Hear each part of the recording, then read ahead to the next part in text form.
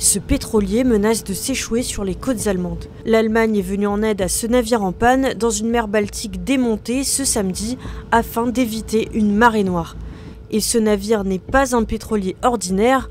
L'Eventin, qui transporte 99 000 tonnes de pétrole, est accusé de faire partie de la flotte fantôme russe, c'est-à-dire la flotte par laquelle la Russie continue d'exporter en toute clandestinité son pétrole, et ce malgré les sanctions occidentales. Les autorités allemandes veulent sécuriser ce navire et le pétrole qu'il transporte afin d'éviter qu'il ne s'échoue après une panne de moteur survenue dans la nuit de jeudi à vendredi. La ministre des Affaires étrangères allemande Annalena Baerbock a accusé vendredi soir la Russie de mettre en danger la sécurité européenne, non seulement avec sa guerre d'agression contre l'Ukraine, mais aussi avec des pétroliers délabrés. Selon Greenpeace, l'Eventin, qui avait pour destination Port Saïd en Égypte, avait déjà été repéré pour des transports de pétrole particulièrement dangereux.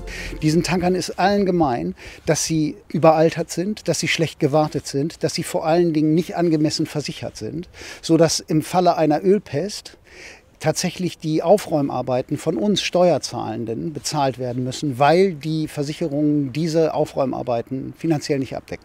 Und es ist tatsächlich so, dass diese Tanker nicht nur ein Sicherheitsrisiko darstellen, sondern vor allen Dingen eine Umweltbedrohung.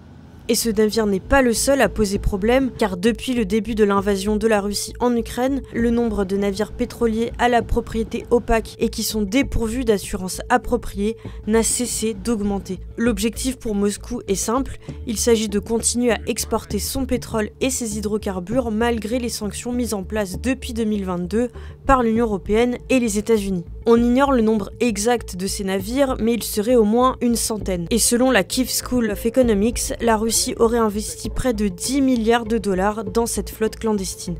Car le pétrole et l'hydrocarbure permettent à la Russie, entre autres, de financer la guerre. Vendredi, les Américains et les Britanniques ont annoncé de nouvelles sanctions qui visent notamment près de 200 navires présentés comme faisant partie de cette flotte fantôme.